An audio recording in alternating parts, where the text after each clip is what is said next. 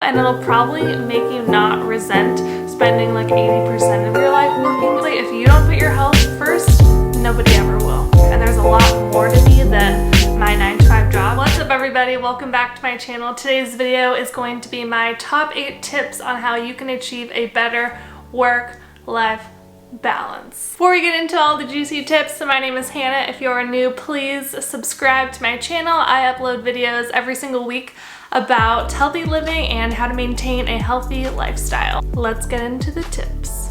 Alright, so tip number 1 is to have a morning routine. I recently uploaded a morning routine video because I think that having a morning routine or morning ritual is super important to get your day off on the right start, and it's something that you do every single day, so it just creates some consistency in your life. And I think it's really important to kind of do the things that you enjoy and just get yourself mentally ready for the day before you just hop right into the grind. My morning routine, I like to journal, I have some breakfast and just kind of meditate for a little and just kind of gather my thoughts. And I really like to take it slow, so part of that I have to get up earlier, which I really like because I just have some time for myself. Tip number 2 is to do more things on weeknights. Not just fun things, but also chores. I know this is gonna sound really weird, but hear me out.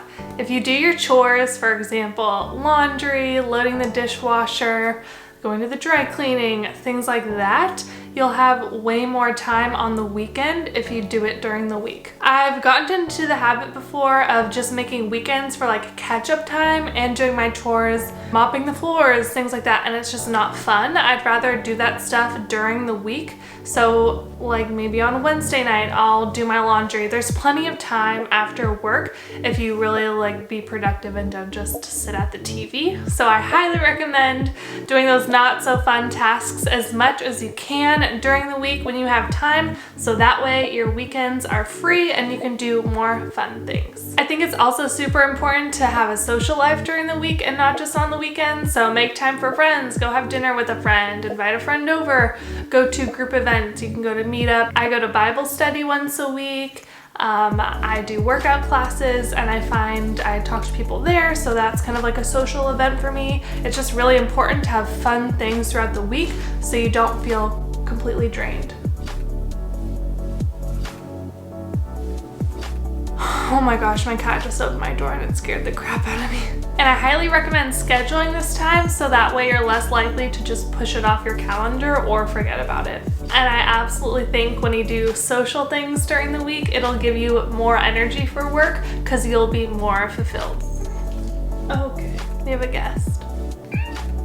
Tip number 3 is to actually prioritize your priorities. I think the word priorities is really misused because you can't have 15 priorities. That's just a list of things. You can maybe have like 3 priorities that you actually put before other things. And I think that a lot of us say that we have priorities, but we don't actually put those things in front of our other things. So I highly recommend, for example, if health is a priority, make it an actual priority and act on that. It's really important not to put your company ahead of your health. It's really easy to do, especially like working late hours and then mental health, even lots of stuff, because the company actually probably doesn't care that much about you. So you're the only one that's kind of gonna be suffering. You can make up those hours at a later time, or maybe you won't even need to because it's actually not that much time that you'll be missing. But seriously, if you don't put your health first, nobody ever will. Work is like sucking everything out of you and it's taking all of your time and energy. So do things before work and do things after work when you can, like doing things on weeknights, like the social events, if that's a priority for you, or if going to a Bible study or getting closer to God is a priority for you, do something during the week and don't let work be an excuse for you not to prioritize those things. Tip number 4 is to plan your week. I absolutely love planning. I love a Google Calendar and I have my own like handwritten planner that I use. I love using a planner. It's so helpful for me because it's just one less thing I have to remember in my brain, and I got a lot of stuff in there, so I feel like it'd be really easy to forget if I just relied on my memory for scheduling everything. So I use a Google Calendar for work, so I do time blocking, which is really helpful. And then for my personal life, my workouts, everything, I use my own planner. I schedule like social time with friends, I schedule my workouts. Sometimes I even write in like what I eat. Of course, there's appointments in there, and then I write like YouTube stuff. Anything I'm going to do, I write it in my planner, and it's just super helpful to feel like it's all there and I don't have to worry about forgetting something. So the second something comes up at work, especially, I'll put it on my Google Calendar, and then in my personal life, I'll write it in my calendar. That way I just don't even have to think about it. I just refer to the calendar and I know what I have coming up. Tip number 5, this one is super, super huge. Create boundaries with work. Have a time that you're going to start work and have a time that you're going to stop work, and do not break those boundaries. That is so, so huge. Don't check your email when you're at home. Don't check your chats when you're at home. Leave work at work. I know for some people who are like a freelancer or something, this might not work, but for me, that I have a 9 to 5 and I'm able to do that, at least at this kind of younger point in my career, I'm able to do that. I'm not expected to be on my computer all the time or checking emails. So I've really made it a strict point. Like, I do not check it, because the second I do, I'll feel like I need to act on those things and I get stressed and it just kind of spirals. So when you leave the office, I highly recommend just stopping work right there. Another part of this is to not talk about work when you're not at work. This is something that's really hard to do, especially if you had a hard day and you want to talk about it. That's totally fine. I get it. Just speaking from personal experience, I found that I would just go right to the negative parts of work and just start complaining at people. And where that might not bother people so much, it's just like keeping work at the forefront of my life, where I'm constantly talking about it, constantly thinking about it when I'm not at work. I don't want work to have that control over my life. Again, I try to leave work at work. So I put up boundaries with people and say, like, I'm not going to talk about work today, so let's talk about other things. Or if people start talking about work or ask me about work, I just try to like steer the conversation in another direction, because I just don't want it to have that kind of grip over my life. And there's a lot more to me than my 9 to 5 job, but I'd rather talk about those things and not get into kind of that complaining and negative mindset. And the other part of setting boundaries for work is to take time off. I am horrible at taking time off. I just realized for this whole year, I haven't taken more than like 1 day off in a row. So I haven't taken any vacations, nothing like that. And let me tell you, it is wearing on me. I'm so bummed, because I'm gonna max out on my vacation and I have PTO and I should use it. So speaking from my mistakes, I highly recommend using your PTO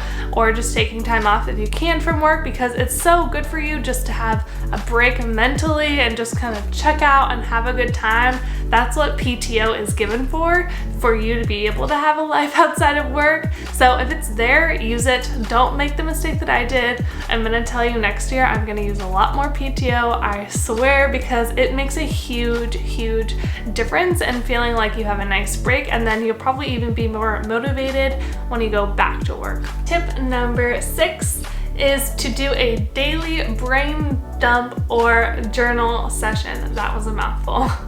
So what I like to do, I've told you guys this before, I just like to write things down. It really like gets it out of my brain when I write it down physically on a piece of paper versus typing it. So pretty much every single day towards the end of the day at work, I will write a to-do list for my day on the next day. So it really helps me to just like get everything out of my mind, and I won't be waking up in the middle of the night like, oh my goodness, don't forget to do this, because that's definitely happened to me before. So it's really helpful for me to make a to-do list for the next day. And then another thing that I like to do in my morning routine when I am journaling is just kind of do a little brain dump. So if I have things that are bothering me or things that I want to pray about or anything, or even reminders to myself, I write it all down. Like, I'll have a specific page for a week or for a month, and I'll just put brain dump at the top and just write down random facts. 99% of the time, I don't even go back and look at it. It's just for the like therapeutic session of me just getting it on paper and feeling like, okay, I can release this from my brain. I know some people do like gratitude journaling, but I just highly recommend doing something to kind of get those things out of your mind, and it'll help you stay organized too if you do the to-do list. And I find it helps me forget things a lot less. Tip number 7 is to stop hustling. I know it's kind of trendy and it's a thing to be always working and to do the hustle, but the thing is, it's not so cute because it takes kind of a big toll on your body. There is a time and place for it, I absolutely believe. However, I think that it's being like overused, not just the term, but like people are over hustling. I think you need to choose the areas of your life where you do hustle, or certain projects at work that you do hustle, because if you hustle on everything, you're going to get burned out and it's not going to be good for anybody. And if you feel like you have to hustle on everything you do, maybe you need to take a step back and kind of evaluate where you're at, or maybe you can have better time management and things like that, because it's just not good for you to be working at that pace and long hours and things like that 24/7. Last but not least is tip number 8. This one is one of my favorites as of lately, and it is self-care. I know that's super trendy right now. Everyone's all about the self-care, but really it means a lot more than getting a facial, I promise. So I'm gonna tell you my top 6 tips for self-care. Number 1, first and foremost, is get enough sleep.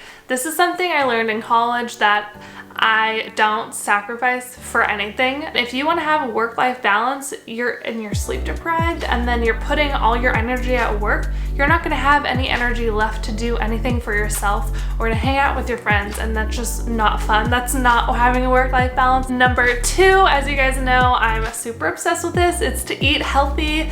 It's really good to just fuel your body, and the better you feel, the less you're gonna get sick probably and have to go to the doctor and spend time like healing your body. So I just think it's just overall good for you and everything if you just eat healthy and fuel your body with things that serve you, not inflammatory foods, not a bunch of alcohol, not drugs. Just be good to your body and it'll be good back to you. And again, you'll just feel better and have more energy and more mental clarity, and you'll just have an overall better quality of life. I truly, truly believe that and have experienced it for myself. Number 3 is to exercise. This is super important. It's one of my priorities, so it's one of the things I put before work. So even if it means I'm going to be a little bit later to work one day and I have to stay later, I will get exercise in. Pretty much every single day. I've kind of been slacking lately for the last like 2 weeks, but it happens. We all kind of go on our own roller coaster with working out, I think. But it's super important to exercise and move your body, especially if you sit down for a living like I do, because it's just not good for your body and like your lymphatic system to be sitting down all day and your circulation. So I just try to move in some way every single day because you're just gonna feel better, and it's one kind of easy thing you can do for yourself to also improve your quality of life outside of work. For exercise, I kind of have trouble sometimes staying interested in what I'm doing. Like I just get bored quickly. So I use ClassPass, and it has been the best thing. It's like $60 a month, which sounds like a lot if you're comparing it to like a gym membership, but for what you're getting, it's such a good deal. I go to yoga classes, spin classes, Pilates classes, and it's just a good way to keep things exciting, also to meet new people and just go and spend time for yourself, on yourself. And I've never once regretted working out, so I hope that is motivating for you in some way, because pretty much only good things come out of working out unless you push yourself too hard and get injured or something like that. Number 5 is to get the social support that you need. So this is big in the hashtag self-care for me. So have friends that you can talk to about things, or yeah, just people in your life who you can be real with and have like good, deep, meaningful conversations with. You can also go to therapy. It's super beneficial for you to have someone who's kind of like outside of your life and outside of all situations to kind of give you that outside perspective. So I think that can be really helpful, but it's just really good to have those people in your life that keep you grounded and have similar values to you, so you can kind of bounce things off of them. You can be a friend to them, they can be a friend to you, and it's just, we were not meant to do life alone, and I think that having community and having friendships is really, really good for you and your health. And number 6 on the self-care tip is finally to do something creative. It's really good to work both sides of your brain. So at work, you're kind of doing, or I don't know what kind of work you do, I'm just speaking from my personal experience. I'm only using one side of my brain at work. I rarely get to like use my creativity at work. So I like to do YouTube videos. That's creating for me, or if you like to paint, or if you like to do music or anything really, it doesn't have to be something super artsy. Any like type of activity that lets you tap into your creativity, I think that's super important to find time, maybe not every day, but maybe like 2 times a week to do. It's really good for your brain to kind of like check out of that like type A kind of side and then just tap into your creativity. I think it's really important to have a work-life balance, and I've had a corporate job for 2 years now, working 8 to 5. I always say 9 to 5, but I definitely work 8 to 5. It's really hard. It took me a whole year of screwing up to learn, okay, I'm putting work in front of everything in my life, because I had just moved here. I had no friends. I didn't have like the whole ClassPass thing. I wasn't going to therapy. I literally, all I was doing was working and coming home. And that's just not a healthy way to live. There's never gonna be a perfect balance, and sure, you're probably never gonna be able to forget about work once you come home, but there are a lot of things you can do to make your life a lot better. And it's all about trial and error. So maybe some of the things I mentioned that really worked for me, they aren't gonna work for you, but you can try a few things out and see what does work for you and how you can really feel your best and just really like do some fun things, have a good time, smile more. It's gonna be really, really good for you, and it'll probably make you not resent spending like 80% of your life working, because you do get to do things outside of work. I hope you guys really did get some value from this video today. Those are my 8 tips for how to have a better work-life balance. Please let me know if you have any tips, because I'd love to hear them. I'm always looking for some things to do to improve on this, because like I said, I need to take my own tips here. There's some of these things that I'm really still working on as well, and trying to make them habits in my life. So please let me know if you have any tips, because I would love to hear them. And please subscribe to my videos if you want to see more like this. And thank you so much for watching. I will see you in the next one. Bye.